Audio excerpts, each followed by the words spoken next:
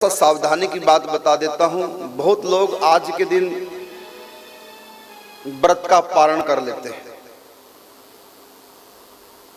जबकि 9 दिन व्रत करना चाहिए नवरात्रों में,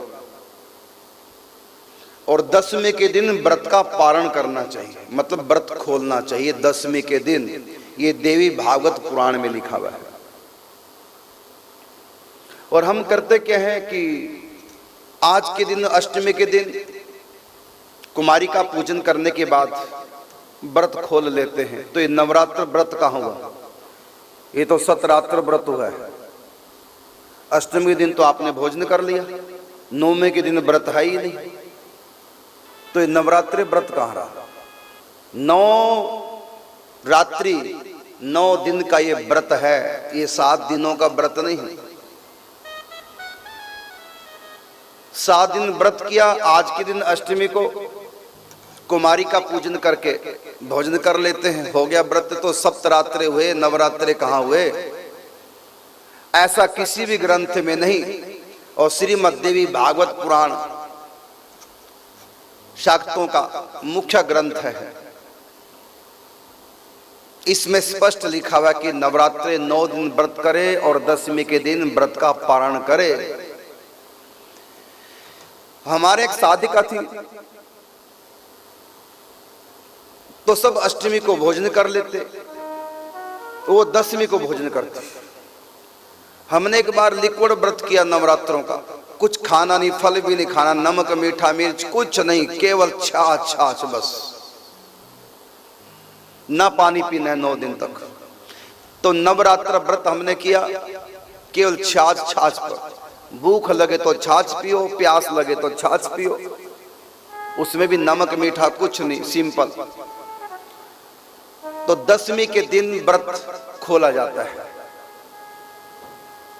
देखता हूं मैं सब जगह तो नहीं कहूंगा, हमारे हरियाणा पंजाब हिमाचल में 9 दिन व्रत ही नहीं करते, 7 दिन करते हैं। 9वें दिन तो आज के दिन अष्टमी दुर्गाष्टमी पूजन कर लिया, उनकी दृष्टि में हो गए नवरात्रि। गिनती नहीं आती 9 तक की।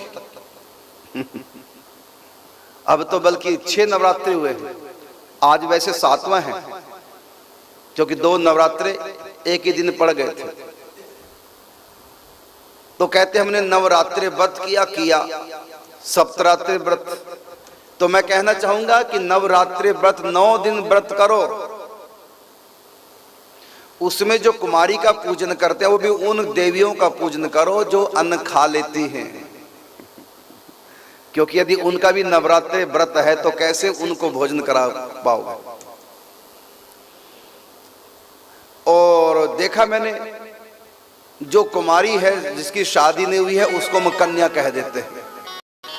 वो कन्या नहीं है जिसकी शादी नहीं हुई। कन्या होती है 10 साल तक, 2 साल से लेकर 10 साल की आयु तक कन्या कुमारी का कहलाती है, भगवती का स्वरूप। 1 साल की कन्या का पूजन नहीं करना चाहिए,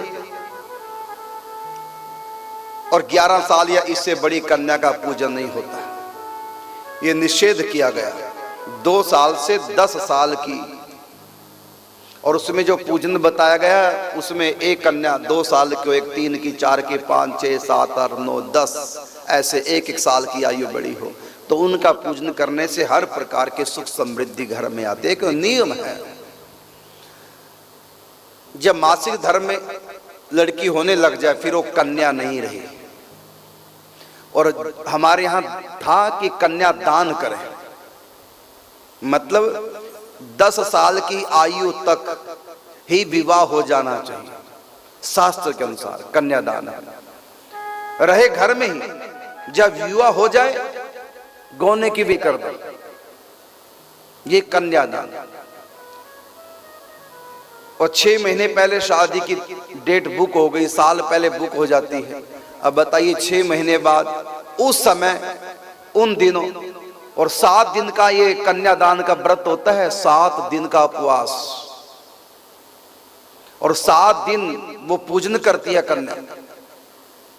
लड़का भी, उसमें देवियों का पूजन होता, देवताओं का पूजन होता, नवग्रहों का पूजन होता, कुल देवता का पूजन होता, ग्राम देवता का पूजन होता, क्षेत्रपाल का पूजन होता। तो कितने पूजन कन्या करती है, दरवर भी करता है।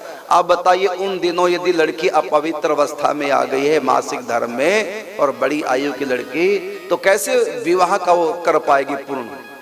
और उस समय शादी के समय तो हवन भी होता है, देवताओं का आवाहन किया जाता है, और उस समय लड़की यदि मासिक धर्म में हुई तो बताइए आप कैसे पूजन कर पाएंगे? और कोई कैंसिल करता है? शादी की डेट साल पहले 6 महीने पहले बुक हो चुकी है, अगर उस समय उस दिन वो कहीं, और फिर वो 7 दिन होते हैं, कईयों के यहाँ 9 दिन का विधान, कईयों के यहाँ 5 दिन का विधान होता है पूजन का, जिसमें डेली कन्या पूजन करती है। उसमें गौरी की पूजा होती है, गणेश जी की पूजा होती है, नवग्रहों की पूजा होती है, कुल देवताओं की पूजा होती है, कुल देवी की पूजा होती है। यदि उन दिनों 4-5 दिनों में यदि एक दिन भी कहीं बीमार है तो कैसे विवाह का एक संपन्न कर पाएगी? विवाह एक धार्मिक संस्कार है। हमारे यहाँ 9 संस्कार होते हैं, 9 संस्कारों में एक ये धार्मिक संस्कार है, विवाह संस्कार। इसमें बड़े विधि विधान से धार्मिक कृत्य किए जाते हैं, वैवाहिक कृत्य किए जाते हैं, और वो पवित्र होके ही किए जाते हैं। ऐसी स्थिति में कन्या भला कैसे पूजन कर पाएगी यदि वो मासिक धर्म में है?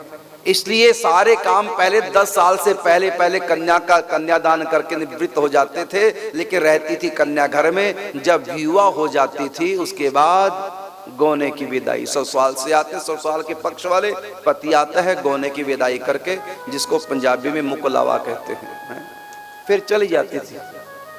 नियम यही है।